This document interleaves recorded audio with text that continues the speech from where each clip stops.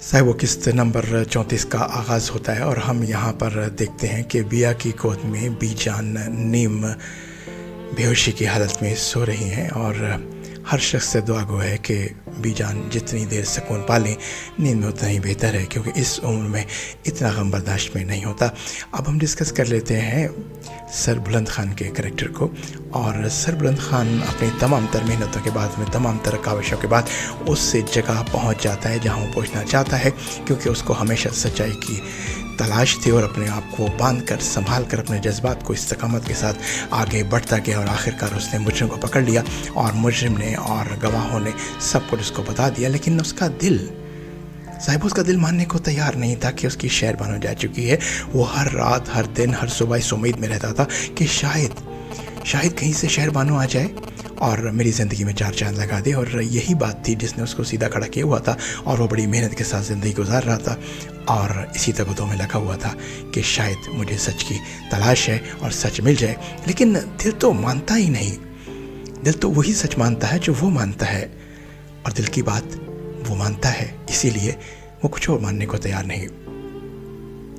साहिब वो सोहराब के तमाम तर इकरार करने के बाद, शीरी के इकरार करने के बाद, उसके साथियों इकरार करने के बाद, जहां शहरबानो को मत फ़ोन किया गया था उससे आगे तयन करने के बाद बहुत से लोगों की मौजूदगी के अंदर कब्र कुशाई होती है।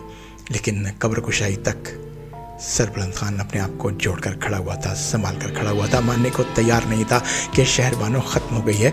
और जब कब्र खुदी, उसने अपने हाथ से, दोनों हाथों से इस तरह से कब्र की मिट्टी को हटाया, न जाने क्या ढूंढ रहा है। आंखें फटी और जब शहरबानो का जिस्म उसको नज़र आया, कफन नज़र आया, तो शायद मेरा ख्याल है उस वक़्त उसको इस बात का यकीन आया कि शहरबानो अब नहीं आएगी।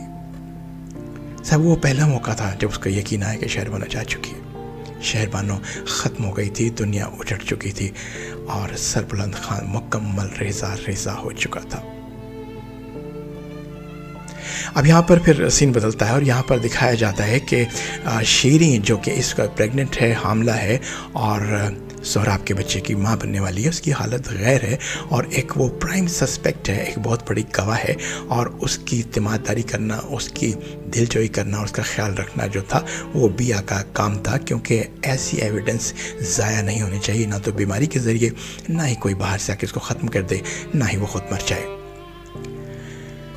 बिया नौकरानी को तमाम तर हिदायत देने के बाद कमरे से चली जाती है कि कोई इससे मिलने ना आए, ये कमरे से बाहर ना जाए और देखो मुनासिब वक्फों के बाद ये खाना खाती रहे ताकि इसकी सेहत ठीक रहे। अब साहब हम डिस्कस करते हैं शाहनूर के करैक्टर को, जो कि सोहराब की बीवी थी।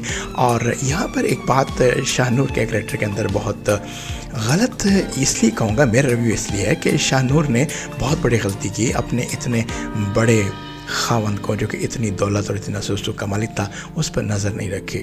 उसका मोबाइल बजता रहा, शक रहा उसको, लेकिन उसने कभी खोलने की उसको कोशिश नहीं की। और शीरी के अल्फाज के शाहनूर के हाथ सख्त हैं और शीरी के हाथ जो हैं वो नरम है, बाल अच्छे हैं, ये तमाम तर बातें जो हैं वो शाहनूर के दिमाग में घूमती रही और शाहनूर अपने आप को बुरा भरा कहती रही, अपने आप को इल्ज़ाम देती रही। लेकिन शाहनूर को यहाँ पर ये सोचना चाहिए था कि तमाम तर इल्ज़ामात एक ऐसे शख्स की तरफ से लगाए जा रहे हैं जो कि खुद करप्ट था, जो कि खुद मुल्ज़िम नहीं बल्कि मुजरिम साबित हो चुका था। इसमें शाहनूर का कोई कसूर नहीं था। कभी भी कोई इल्ज़ाम लगाता है, बुरा भला कहता है, तो ये देखिए कि कौन कह रहा है। अगर कोई ऐसा शख्स आप पर इल्ज़ाम लगा रहा है जो कि खुद गली तक कीचड़ में खड़ा हुआ है, तो उसके इल्ज़ामात का क्या, उसकी ऐसी बातों का क्या नज़रअंदाज करना चाहिए। अब यहाँ पर कब्र कुशाई के बाद सर बुलंद खान को एक कंधा चाहिए था, एक ऐसा शख्स चाहिए था जिसके गले लग के वो रो सकता। वो टूटा फूटा अपने कमरे में आता है और बिया का किरदार यहाँ पर बहुत ज़बरदस्त है, क्योंकि इनका निकाह जो है वो ज़ाहिरी निकाह था और इन दोनों ने ये फ़ैसला कर रखा था कि हम इस ज़ाहिरी निकाह को जो है वो चलाएंगे और हकीकी ज़िंदगी मियाँ बीवी की नहीं गुजारेंगे। ज़ाहिर है कि सर बुलंद कभी भी शहरबानो को दिल से नहीं निकाल सकती और इसी तरह से बिया अपने खावंद को दिल से, यानी मुदस्सिर को दिल से नहीं निकाल सकती। दोनों मुख्तलिफ शाहराहों के मुसाफिर मुख्तलिफ नदी के दो किनारे किस तरह से मिल जाते। लेकिन यहाँ पर बहुत दिलजोई की, एक दूसरे की बहुत दिलजोई करते हैं, एक दूसरे को बहुत सहारा देते हैं, एक दूसरे को बहुत दिलासा देते हैं। क्योंकि ज़ैबो अब दिलासे के सिवा रह क्या गया था। शहरबानों का जिस्म जो था वो मिल चुका था और अब किसी किस्म की कोई तफ्तीश या कोई ऐसी चीज़ रह नहीं गई थी जिसको करने के बाद शायद आसरा बन जाता और सरबुलंद खान की उम्मीद बंदी रहती कि शायद शहरबानों कहीं से आ जाए।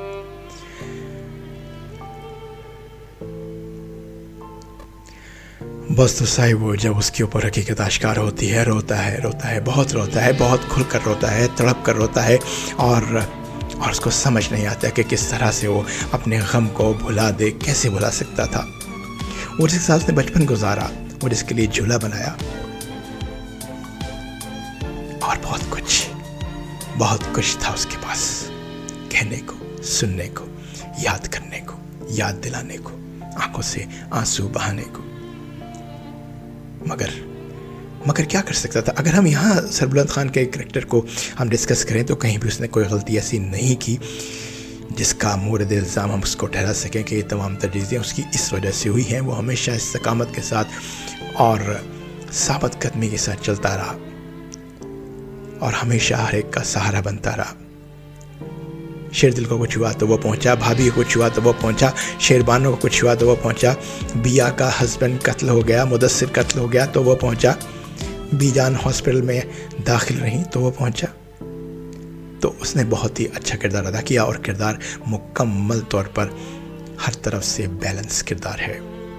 सब हम बात कर लेते हैं अब तोरसम खान की। अब तोरसम खान के कैरेक्टर के में काफ़ी सारे झोल नज़र आ रहे हैं, क्योंकि ऐसा कैसे हो सकता है कि ज़ाफ़रान खान इतना बड़ा सरदार, और सरदार से मिलने जाने से पहले तो हर शख्स की तलाशी ली जाती है, चाहे वो कितना ही करीबी क्यों ना हो, और गन, शॉट गन, हर तरह का हथियार जो है वो बाहर रखवा लिया जाता है। और यहाँ पर तोरसम खान अंदर जाता है और ज़ाफ़रान खान की थोड़ी पर पिस्तौल रख कर चला देता है और ज़ाफ़रान खान मर जाता है और बाहर आके मशहूर कर देता है कि सफाई करते हुए गन चल गई। साहब वो कैसे यकीन कीजिए, तोरसम खान एक बुरा शख्स था क्योंकि उसको संभलने के बहुत मौके मिले। बचपन से जवानी तक वो सुधर सकता था, लेकिन सिर्फ अपने आप को मोर्द इल्ज़ाम करार देता रहा, अपने आप को मासूम बताता रहा कि उसको माँ का प्यार नहीं मिला। माँ के प्यार को ढूंढता रहा, बीजान में माँ के प्यार को ढूंढता रहा, लेकिन संभलने के बहुत मौके थे, उसने आपको नहीं संभाला। उसने बहुत सी ज़िंदगियाँ तबाह कर दी। उसने मुदस्सिर को बिला वजह मारा, मारने की वजह नहीं बनती थी, लेकिन कत्ल कर दिया। और इतना प्यार करने वाली उसकी मंगेतर जो है, जो दिन रात उसके आगे पीछे घूम रही है, उसको सिर्फ इस वजह से इग्नोर कर रहा है कि इसका दिल जो है वो बिया के पास है, और बिया जबकि वाज़ह तौर बता चुकी है कि उसे प्यार नहीं करती, लेकिन तोरसम खान है कि अपनी ज़िद पर अड़ा हुआ है। तो देखना है कि तोरसम खान का अंजाम क्या होगा। अब साहब वो चलते हैं, डिस्कस करते हैं सोहराब खान के करैक्टर को। सोहराब खान वो शख्स है जिसने पेट भरे होने के बावजूद भी हर वो गलत काम किया जिसको नहीं करना चाहिए था।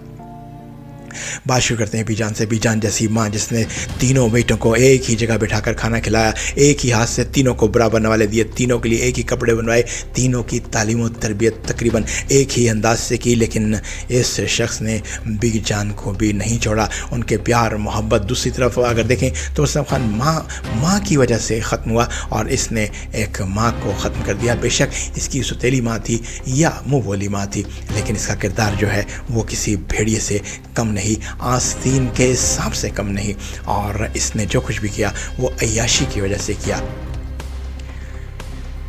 सही वो अब यहाँ पर दिखाते हैं कि जिरगा सज चुका है और जिरगे के अंदर रुस्तम खान को लाया जा रहा है और दूसरी जानिब सरबुलंद खान को लाया जा रहा है। लेकिन यहाँ पर एक चीज़ जो है बहुत ज़्यादा ख़तरनाक है, क्योंकि मेरा तो रिव्यू है, मैं तो रिव्यू दे रहा हूँ कि यहाँ पर कहीं भी इतना कुछ होने के बावजूद भी, सारे इल्ज़ामात, सारे वाक़यात, सब कुछ खुल जाने के बाद भी, गवाहों के बयानात जमा कर लेने के बावजूद भी सोहराब खान के चेहरे पर शर्मिंदगी नहीं है।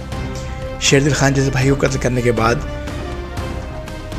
कुलमाया भाभी को कत्ल करने के बाद, अपनी बहन शहरबानो को कत्ल करने के बाद ये कहीं पर भी शर्मिंदा नहीं हुआ। आगे से आगे बढ़ता जा रहा है और आज भी इसके चेहरे पर किसी किस्म की शर्मिंदगी का आसार नज़र नहीं आ रहे, और बार बार जो है वो मुंह से थूक फेंकता है, जैसे कि इंतहाई तकब्बुर की हालत में अपने दिल में कह रहा हो कि ये सब कुछ मेरे पांव तले। जिरगे के सारे बुज़ुर्ग बैठे, सारे फैसला करने वाले बैठे, सारे नाक़दीन बैठे और उन्होंने सभी को जमा करते हुए इसको सज़ाए मौत की सज़ा सुना दी और ये कहा कि कल बाद नमाज़ फ़जर सारा कबीला यहाँ जमा होगा और उसके सामने इसको सज़ाए मौत दी जाएगी। और यहाँ पर एक जुदागाना तरीका है सज़ाए मौत देने का। इन्होंने ये काम दिया सर बुलंद खान को कि तुम सज़ाए मौत दोगे, और सज़ाए मौत देने का मतलब ये है कि वो अपनी गन से, अपने पिस्तौल से शूट कर देगा। अब डिस्कस कर लेते हैं थोड़ा सा शीरी के करैक्टर को। शीरी का हमेशा से ख्वाब रहा हवेली में रहने के बाद ऐसा नहीं होना चाहिए कि हवेली में रहने के साथ साथ दिल में महारानी बनने की ख्वाहिश है वो जाग जाए और इंसान अपने आप को बाकी तमाम लोगों के बिल्कुल बराबर समझना शुरू कर दे। ये थी वो ख्वाहिश जिसने शीरी को तबाह किया। शीरी भी महारानी बनना चाहती थी, बीजान की जगह बैठना चाहती थी, भाभी शाहनूर की जगह बैठना चाहती थी, भाभी माया गुल की जगह बैठना चाहती थी। और ये वजह थी जिसकी वजह से उसने सोराब ख़ान को जो है वो सपोर्ट किया और सोराब ख़ान ने उसकी इस किल्लत को, इस कमी को जो है वो झांप लिया और उससे भरपूर काम लिया और हवेली की तमाम तर ख़बरें ना सिर्फ हासिल की बल्कि शेरदिल ख़ान को और सरबुलंद ख़ान को जहर देने के लिए भी शीरी का इस्तेमाल किया।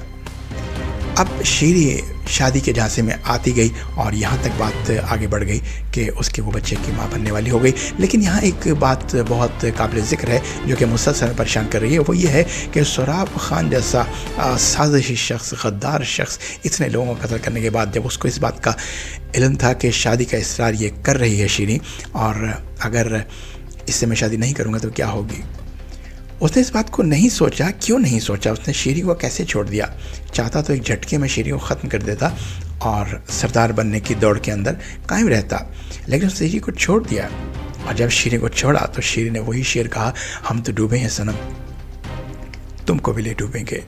और देखिए वो कैसा लेकर डूबी कि उसने सारा खेल पलट के रख दिया। यहाँ पर बहुत बड़ा झोल है, यहाँ पर बहुत बड़ा झोल है कि सोराब किस तरह से शीरी को छोड़ सकता है जबकि वो एक आदी कातिल है, कत्ल करने का माहिर है, बेतहाशा मुलाजमीन है कत्ल करने के लिए, किसी को किसी वक्त भी कत्ल कर देता है। और यहाँ तक कि बीजान जैसी माँ को उसने नहीं छोड़ा, उसके बेटों को कत्ल कर दिया, अपनी बहन को कत्ल कर दिया। तो यहाँ थोड़ा सा झोल है। बाकी तमाम किरदार जो हैं वो बेहतरीन किरदार अदा कर रहे हैं। बीबी जान के साथ बहुत बुरी हुई क्योंकि बीबी जान को इस उम्र के अंदर इतने सदमे, बहुत सदमे मिले हैं उनको और शाबाश उस माँ को कि इतने सदमे बर्दाश्त करके भी वो अपने पाँवों पर खड़ी हुई है। बस आज के लिए यहीं तक इतना ही काफ़ी है और 34 नंबर केस जो है इसका हमने रिव्यू आपको जमा करा दी है और इस क्वेश्चन के साथ कि सोराब ख़ान ज़रूर कुछ न कुछ करेगा क्योंकि वो आँखों के ज़रिए अपने साथियों को बहुत कुछ कम्युनिकेट कर रहा है और हो सकता है कि फांसी के वक्त कोई अटैक हो जाए। ये नसीम अहमद प्रेडिक्शन कर रहा है क्योंकि सोराब ख़ान की आँखें जो हैं वो अभी भी मनफी हैं और वो पॉजिटिव नहीं है, वो अपने किए पर शर्मिंदा नहीं है। तो नसीम अहमद को फिल्मी दुनिया से इजाज़त दीजिए। अपना बहुत ख्याल रखिएगा। अल्लाह निगहबान।